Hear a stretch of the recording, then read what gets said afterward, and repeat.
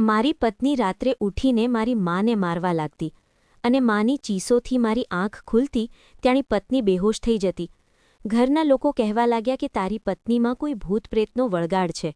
અવારનવાર માર ખાવાથી માની હાલત ખૂબ ખરાબ થઈ ગઈ હતી અને તે મને વારંવાર કહેતી, મને ક્યાંક બીજે મૂકી આવ અથવા તારી પત્નીને અહીંથી લઈ જા.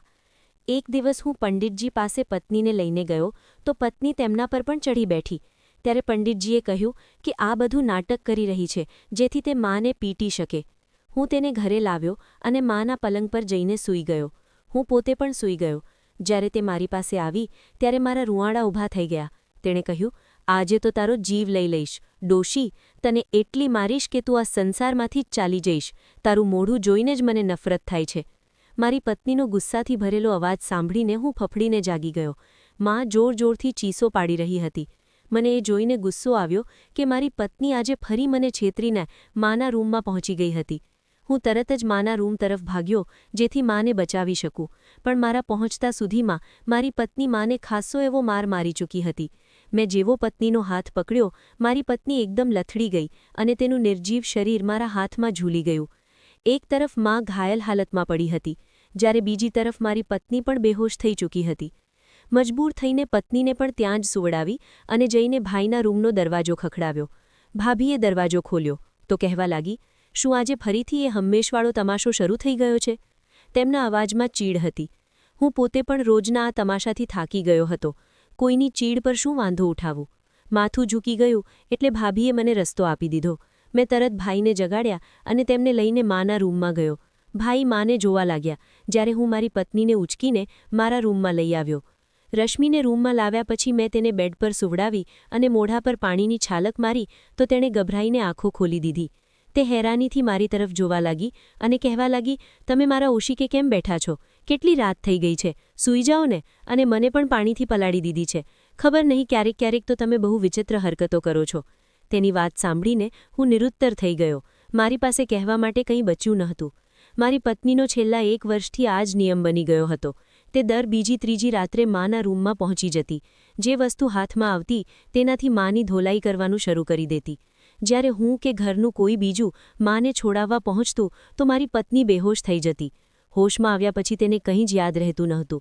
તે ચોખ્ખી ભરી જતી કે તે માના રૂમમાં ગઈ હતી. ઉલટું કહેતી કે તમે મારા પર ખોટા આરોપ લગાવો છો. અમે તેને કામ માટે ના પાડીને થાકી જતા, પણ તે અમારી વાત સાંભળતી નહીં. મારા માટે આ ખૂબ જ હેરાન કરનારી વાત હતી, જે મારી પરેશાનીમાં દિવસેને દિવસે વધારો કરી રહી હતી. મેં પત્નીને ત્યાં જ છોડી અને પોતે માને જોવા તેમની પાસે પહોંચ્યો. માના માથા પર ખૂબ જ વધારે ઈજા થઈ હતી. ભાઈ માના માથા પર પટ્ટી કરી ચૂક્યા હતા. ભાભી દૂધમાં હળદર નાખીને મા માટે લઈ આવી હતી. ભાઈએ માને દર્દની ગોળી આપી. મા દવા લઈને દૂધ પીને ચૂપચાપ સૂઈ ગઈ. મેં તબિયત પૂછી તો માત્ર માથું હલાવી દીધું. મારું મન એકદમ ઉદાસ થઈ ગયું હતું. હું માને ખૂબ પ્રેમ કરતો હતો અને મારી પત્નીને કારણે માને સૌથી વધારે ઈજા પહોંચી રહી હતી. હું એકદમ રૂમમાંથી બહાર નીકળ્યો.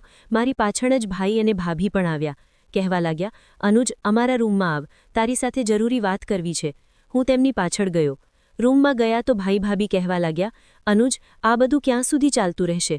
મા પૂરા 1 વર્ષથી આ કષ્ટ ભોગવી રહી છે. 3 વાર હોસ્પિટલ જઈ ચૂકી છે. અમે ક્યાં સુધી આપણી મા સાથે આ બધું થતું જોઈએ અને સહન કરતા રહીએ? તારી પત્નીનું ગાંડપણ તો વધતું જ જઈ રહ્યું છે. અમને ડર છે કે પોતાના ગાંડપણમાં ક્યાંક તે માનો જીવ જ ન લઈ લે. ભાઈ ભાભીની વાત સાંભળીને મેં ડરીને તેમની તરફ જોયું, પણ તેઓ ખોટું પણ નહોતા કહી રહ્યા. હું તેમની વાતનું ખંડન નહોતો કરી શકતો.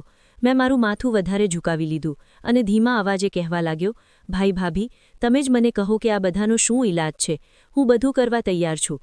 હું ક્યાં ઈચ્છું છું કે મારી મા મારી પત્નીના હાથે રોજ પીડા સહન કરે? મારા ચહેરા પર પરેશાની સ્પષ્ટ દેખાતી હતી.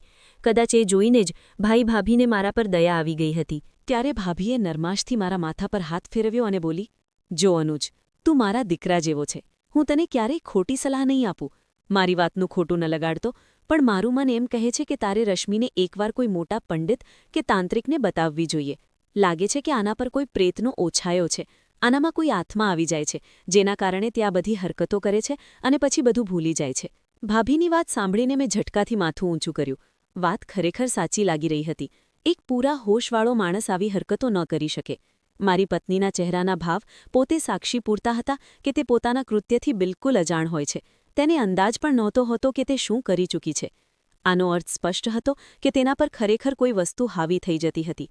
તે વસ્તુ તેની અંદર આવીને તેની વિચારશક્તિ પર કબજો કરી લેતી હતી.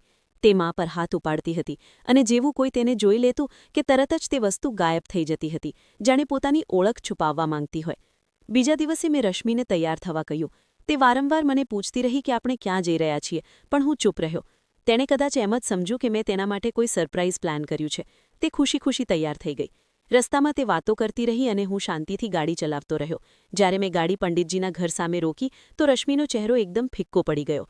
તેની આંખોમાં ગભરાટ દેખાવા લાગ્યો. તે ધ્રુજતા અવાજે બોલી, "અનુજ, આ મને ક્યાં લઈ આવ્યા છો? મારે અહીં નથી આવવું. મને ઘરે લઈ ચાલો." તેની હાલત જોઈને મારા દિલમાં એક પળ માટે દર્દ થયો, પણ મેં મારી જાતને મજબૂત રાખી. મેં તેની વાત ન માની. તેની ગભરાટે મારા વિશ્વાસને વધુ પાક્કો કરી દીધો હતો.